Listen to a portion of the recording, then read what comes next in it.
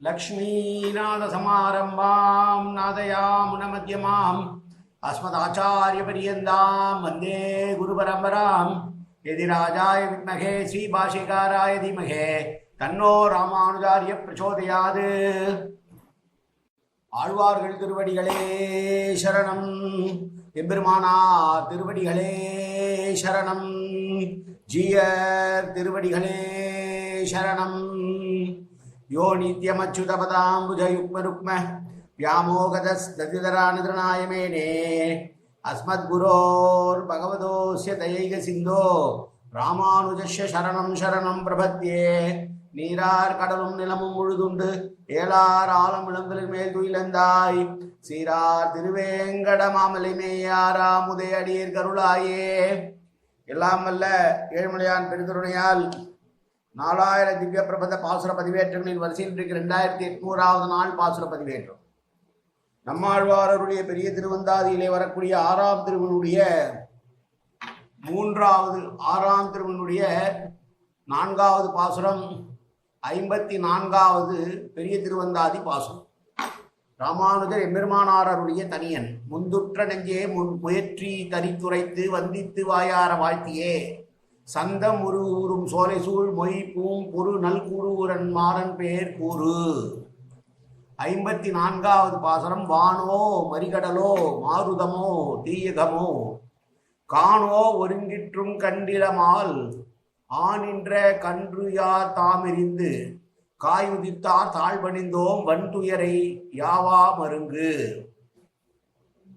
ஆனின்ற கன்று என்றால் பசுவினால் உருவிலே வந்த வத்சாசுரனை உயரமாக தூக்கி எறிந்து விளாமரத்தின் மீது வீசி எறிந்து அந்த விளாமரங்களுடைய காய்களை உதிர்த்த கண்ணபிரானுடைய திருவடிகளையே நாம் நம்பின பிறகு ஏற்றுக்கொண்ட பிறகு நமது பாவங்களை சமீபத்திலே பார்க்க முடியாது. அப்பாவங்கள் மறைந்து போன இடம் ஆகாசமோ அல்லது மடிந்து மடிந்து அலைகளை எரிகிற கடலோ காற்றோ நெருப்போ காடோ ஐயோ பாவம் என்று சொல்றார். வானோ மரிகடலோர கீழ்பாட்டிலே வைகுந்தம் இனிதன்றே என்று உரைத்தார். நீ எனக்கு வைகுந்தமே தந்தாலும் வேண்டாம், நான் இவ்வுலகத்திலேயே இருந்து கொண்டு நாம சங்கீர்த்தனம் பண்ணி கொண்டு உன்னை சேவித்துக் கொண்டிருப்பேன், இதைவிட நல்ல அனுபவம் வைகுந்தத்திலே கிடைக்காது என்று சொன்னவர் என்னதான் குண அனுபவம் பண்ணி கொண்டிருந்தாலும் கூட பாவத்திற்காகவே படைக்கப்பட்ட நிலமாதனால் இந்த அனுபவம் நிலைத்து நிற்கக்கூடியது அன்றே. எனவே பாவங்களும் வந்து சேரும் அல்லவா, அப்படி சேர வேண்டியிருந்தால் நான் என்ன செய்ய முடியும் என்று சொல்கிறார். முல்லை கொண்டே முல்லை எடுப்பது போல எம்பெருமானுடைய பிரதிபந்தகங்களை தொலைப்பதிலே நிகுணன் என்று காட்டுவதற்காக கன்றினால் வீழா மரத்தை எரிந்து கம்சனால் ஏவப்பட்ட வத்சாசுரன் கபிதாசுரன் ஆகிய 2 அசுரர்கள், ஒருவன் மாடு உருவிலே காளை உருவிலே வருகிறான், வத்சம் கன்று குட்டி உருவிலே வருகிறான், ஒருத்தன் கபிதாசுரன் மகன் விழாமரமாக இருக்கிறான். ஆக கன்றை கொண்டு விழாமரத்திலிருந்து 2 அசுரர்களை ஒரே நேரத்திலே கொன்றவன் கண்ணன். அப்படிப்பட்ட பெருமானுடைய திருவடிகளை பணிந்த மாத்திரத்தாலேயே என உள்ளே பாவங்களை எல்லாம் என்னை விட்டு போயின என்று தெரியாதபடி மறைந்து போயின.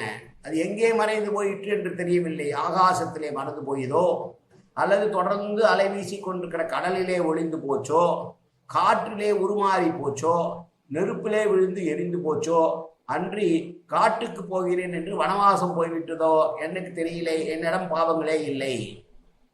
மரிகடல் என்பது அலைகள் மடிந்து மடிந்து வீச பெறுவதால் மடிகடல். மாருதம் என்ற வடசொல் தான் ஒருங்கிற்றும் என்று ஓதுவர்கள்.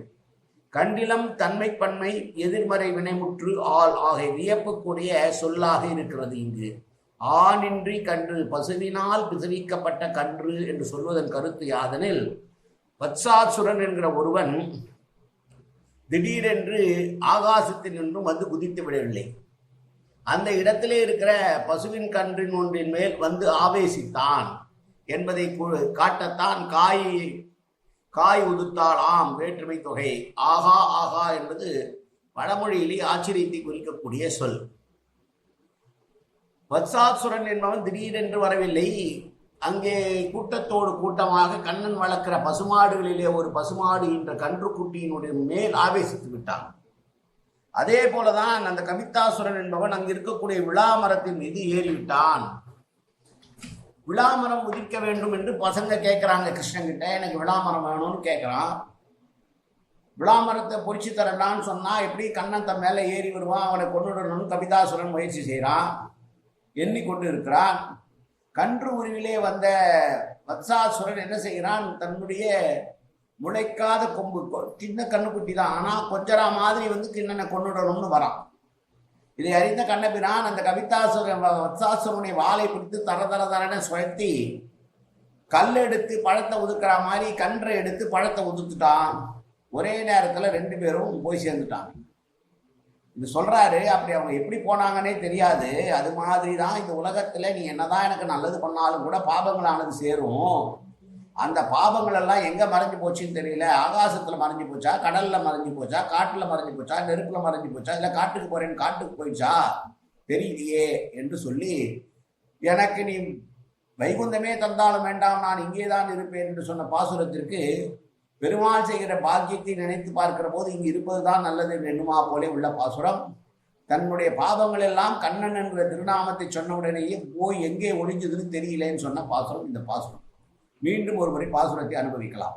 வானோ மரிகடலோ மாருதமோ தீயகமோ காணோ ஒருங்கிற்றும் கண்ணிலமால் ஆண் நீன்ற கன்று உயர தாம் எரிந்து காய் உதித்தா தாழ் பணிந்தோம் வன்புயிரை யாவா மருங்கு. என்னுடைய துயரங்கள் எல்லாம் எங்கே போனது என்று எனக்கு தெரியவே இல்லை. வத்சாசுரனை கொண்டு கவிதாசுரனை ஒழித்த கண்ணனின் தாள் படிந்ததனால் என் பாவங்கள் ஒழிந்து போயின. காயேன வாச்சா மனசேந்திரவா அத்தியாப்தனாவா பிரகதேத சுபாவாது கரோமேந்தது சகலம் பரஸ்மை ஸ்ரீமன் நாராயணாயேதி சமர்ப்பியாமி. உடலாலும் உள்ளத்தாலும் வாக்காலும் சகல விதமான பாவங்களும் தோஷங்களும் நிறைந்ததாக உலகத்தில் இருந்த போதிலும் அடியேன் செய்கிற நல்வினையோ தீவினையோ அத்தனையும் உன்னுடைய கமலமலர் பாதங்களில் சமர்ப்பிக்கிறேன் கண்ணா. காத்தருள்வாய் கண்ணா, ஏற்றுக்கொள்வாய் கண்ணா. எப்போதும் திருநாமம் கண்ணா கண்ணா கண்ணா என்று என் நாவில் வருவதற்கு அருள் புரிவாய் கண்ணா. சர்வத்திர கோவிந்தநாம சங்கீர்த்தனம். கோவிந்தா கோவிந்தா கோவிந்தா கோவிந்தா கோவிந்தா கோவிந்தா கோவிந்தா கோவிந்தா கோவிந்தா.